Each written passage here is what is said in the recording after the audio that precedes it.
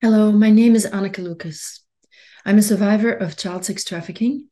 I was born in Belgium and had a very abusive mother who was at first single with me. She was married when I was 3.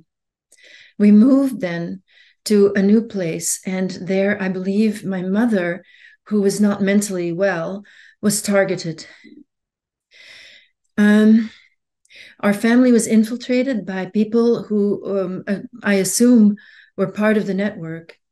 They took me out. My little brother was born then, and they took me away. They offered to babysit for free. And so for 1 year, they took me with them, a man and a woman, to various things. They taught me how to swim, for example.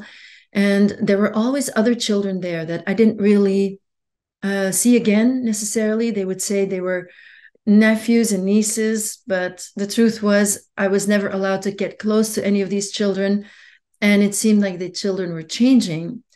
After 1 year, this husband of this woman raped me, and then I was taken to an event where I was horribly abused. And that was the beginning of my journey into this network of child sex traffickers and more.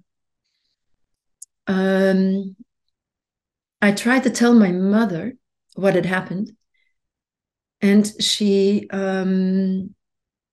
was very crazy. Well, she took over from this couple. She actually got a car. She didn't have a car before. She got a car and started driving me to specific places and at specific times herself. And she was paid for that, which I found out. These events were all happening in the elite spheres of Belgian politics. They involved royalty, aristocrats, top businessmen, lawyers, government employees, also at the top, judges, police, and of course the politicians. And in fact, the person I saw as the boss was a famous politician who was the Minister of National Defense at the time, and then was also Prime Minister of the country at other times.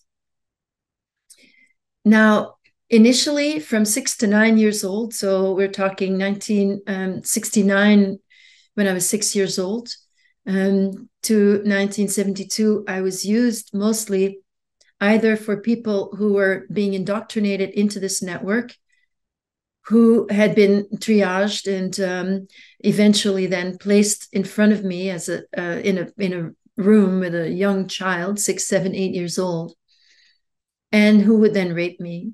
And I had been instructed to make them feel comfortable because it was their first time. So this was taped. And from then on, these people were completely in the network. They had no way back, because from now they would be, blackmailed. And this material existed on them, which could always be used to completely destroy their careers. In my experience, the more ruthless these people were, the easier they climbed in this network, which operated just like a mafia.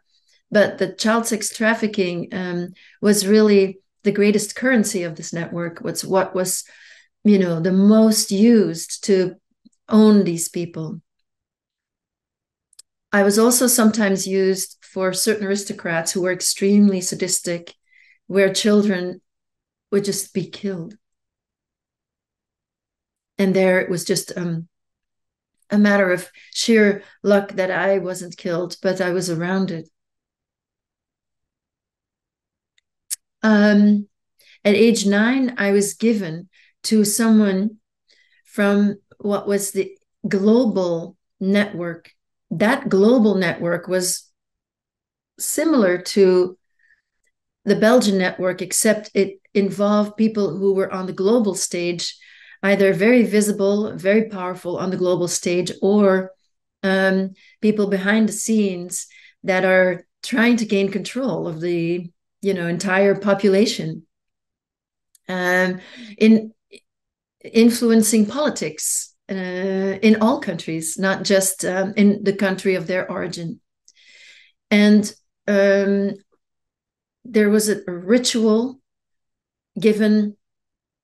performed, a satanic ritual performed for someone who participated at the Bilderberg meeting of 1972 in Belgium.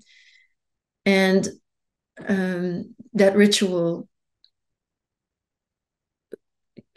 I was taken there, and I had to witness my little friend be killed at this ritual.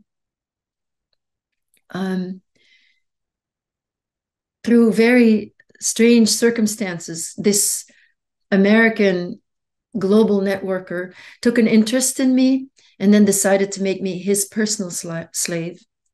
And for that, he had plans for me. He did have to ask for permission, but someone else, to create this persona that I would become.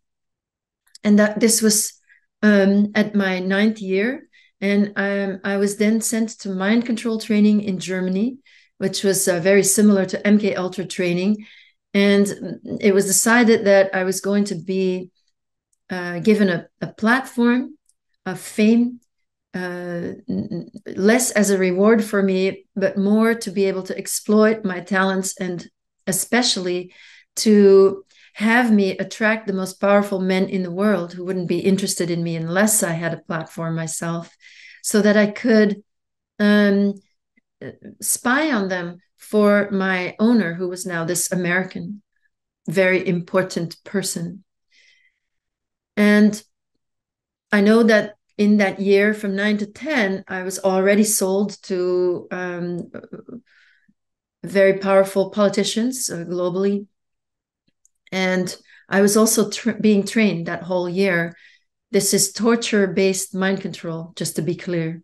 So they are inhumane tactics that do, though, very effectively get your special gifts out on every level, including, of course, the psychic, which is then as used in occult ways and for dark purposes, not for light purposes.